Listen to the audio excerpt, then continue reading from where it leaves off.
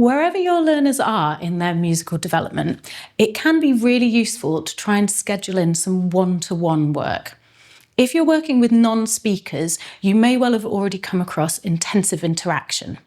And that can actually be a perfect starting place for using your voices musically and for making music with instruments.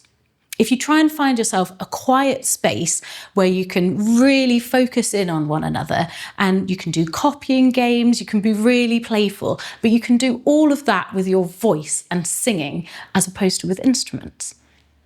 Leaving gaps and allowing learners to anticipate and finish the phrases of songs can also be a really great way to get people using their voices. It can help if there's a rhyme on the end of the piece of music, and also if the music doesn't resolve, like feel finished, until that very final note. You can play around with speed, the tempo of it as well, and it can be useful to use a piece of music that is really familiar to the person that you're working with. Here's an example. Twinkle, twinkle, little star, how I wonder what you are. I don't know about you, but I really want to finish the end of that song. And I found it's been really effective with some of the young people that I work with. There are lots of different ways that you can make really interesting and fun sounds with your voice. It doesn't all need to be formal singing. As I'm sure you all know, there's lots of different songs and games that have animal sounds in. Or you could use your voice to mimic other things. You could be a chugging train. You could be making the sounds of the weather.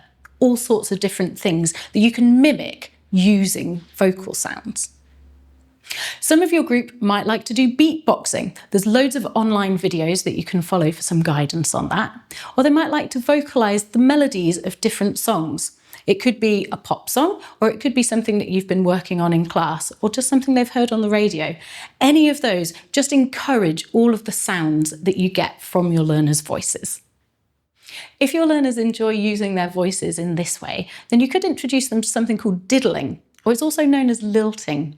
You find it in a lot of traditional folk music, and it's actually a way of using your voice as the instrument to sing the tune, essentially. So I'll give you an example. This is a traditional tune called The Moon and Seven Stars.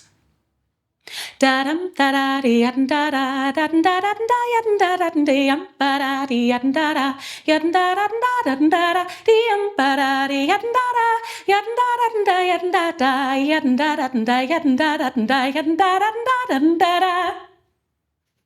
So there you go. That's me pretending to be, I guess, maybe a violin singing that tune. There's lots of really nice examples online. So if you think this would suit your learners, go and search it out. Whilst these vocal sounds can work really well acoustically, especially as part of a large group, I have found one of the most important tools for me in these settings is a microphone. So I have a little bit of tech here. I have the microphone plugged into a vocal processor and then into a speaker. So I can just use it to make my voice louder, like this. And this is on a setting called pop, apparently, but mostly you can just hear that my voice is louder. Because of the loop pedal, I can do some clever things. So I can loop my voice round and round like this. Wow, wow, wow. Wow, wow, wow. Wow, wow, wow. Wow, wow, wow. Wow, wow, wow. Wow, wow, wow. Wow, wow, wow.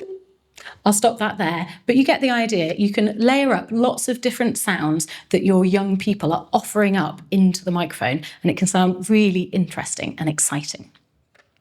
One of the other things that I find a lot of my learners like is distorting their voices, so putting different effects onto them.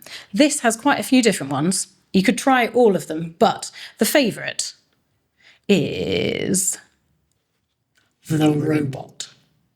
And often I have found that children who don't want to use their voices will, if it's set to robot, and they'll go, ah, ooh, ooh, huh? So suddenly you have a lot more options for getting those interesting sounds out. Now, you don't need to have loads of technology to be able to make all of these exciting sounds. If you do have a mic, I would definitely recommend using it. But if you have iPads, take a look at GarageBand. I would definitely recommend going and looking on the microphone setting where you can find lots of different effects on there. I think there might be a robot as well as a chipmunk, which can be quite fun to explore. There are also lots of ways of distorting your voice without using any technology or a microphone at all. You can see all these things over on my table next to me. You could use the kazoo and vocalise into that.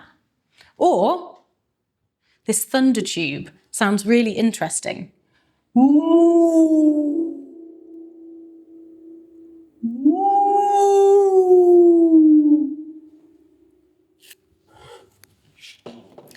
Or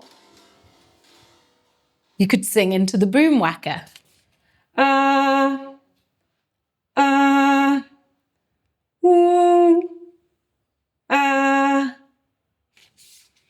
Perhaps your learners would find that more interesting or more motivating than just singing on its own.